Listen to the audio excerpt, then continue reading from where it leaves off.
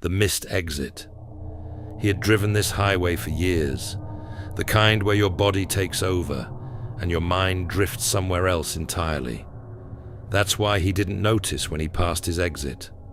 At first, it felt harmless, just 10 extra minutes, nothing worth stressing over.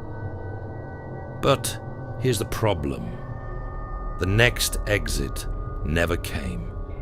The road stretched on endlessly, completely empty, no headlights in either direction, no signs, no sound except the hum of his engine. His GPS began to glitch, recalculating over and over, freezing, then restarting like it couldn't understand where he was anymore. That's when something felt off. Highways don't just lose exits. Systems don't just fail like that. And yet, the further he drove, the more it felt like he had slipped into a place that wasn't meant to be reached at all. The road that shouldn't exist. The darkness ahead wasn't normal night darkness. It felt heavier, like it absorbed light instead of reflecting it. His headlights barely cut through it, creating a tunnel of visibility that ended too abruptly. Then, his fuel gauge started behaving strangely. It dropped to empty, jumped back to half, then dropped again. That's not a glitch you ignore. That's a warning. But the real danger is how quickly confusion turns into isolation. He reached for his phone. No signal. Not even a flicker. The GPS screen suddenly zoomed out to a blank grey void, with a single blinking dot representing him. No roads, no surroundings, just him, floating. That's when the idea hit him, not as a thought, but as a realization. He wasn't just lost, he was somewhere that didn't exist, the exit that appeared out of nowhere. Just when the tension peaked, a sign emerged from the darkness. No name, no direction, just a number he didn't recognize. That alone should have been enough to ignore it, but people don't think clearly under pressure. He took the exit. The ramp curved downward far longer than it should have, like it was leading somewhere deep underground. Yet there were no walls, no tunnels, just open darkness. His ears popped from the pressure, which made no sense. Roads don't do that. The GPS began repeating one word over and over, recalculating, but the voice sounded wrong, strained, almost human. He turned it off, but the silence that followed was worse. Because now there was nothing to distract him from the feeling that he had just crossed into somewhere he couldn't come back from. The town with no life. At the end of the ramp, the road leveled out into a small town that looked frozen in time. Every building was dark. Every window was covered. No cars, no people, no movement. It looked abandoned, but not naturally abandoned. It looked sealed, like something had made sure nothing inside could get out, or nothing outside could get in. As he drove slowly forward, his headlights swept across rows of identical houses.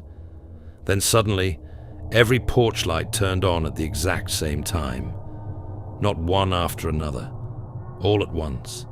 That kind of synchronization isn't coincidence. It's intentional. That's when fear shifts into something deeper. Because whatever is happening isn't random. It's controlled. And that means something is aware of you. The figures that watch. At first, he thought he was alone. But then he saw it. A person standing on a porch, completely still, facing the road. The closer he got, the clearer it became. The figure wasn't moving at all, not even breathing. As his headlights passed over it, its eyes snapped open instantly. Wide, unnatural, locked directly onto him. He panicked and looked away, but when he checked again, the figure was gone. That's when more appeared. Dozens of them. Standing on porches, in yards, near doorways, all motionless, all facing him. and as he drove past each one, their eyes opened in perfect timing. This is where it gets worse. They weren't just watching him, they were reacting to him. Like his presence triggered something, like he had activated them. The town that traps you. He pressed the gas, trying to escape, but the road ahead stretched unnaturally. The town center with a clock tower stayed the same distance away, no matter how fast he drove.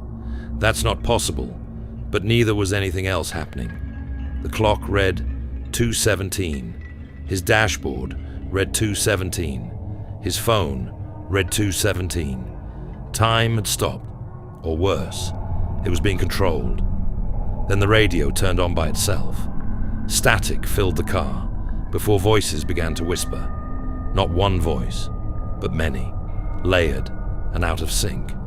They repeated the same phrase over and over. "You missed it. You shouldn't have taken it." That kind of message isn't random noise. It's direct, it's targeted, and it suggests something terrifying. This wasn't an accident. He wasn't supposed to be there. The moment, everything breaks. He tried to turn around, slamming the car into reverse, but the rear-view camera showed something impossible. A crowd of figures standing behind him, far closer than they should have been.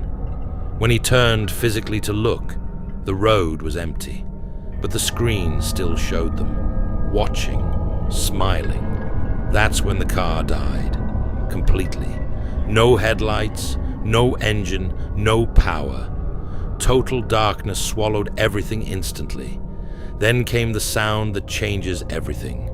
A knock on the window, slow and deliberate. He turned his head and saw a figure standing right next to him, close enough to touch. Its face was blurred, impossible to focus on, but its eyes were clear, wide and unblinking. And then it spoke, using his own voice. The realization you can't escape. The locks clicked open on their own. The door began to move. Behind the figure, the darkness stretched outward, revealing endless rows of identical houses and lights turning on far beyond the town itself. It wasn't a small place. It was infinite.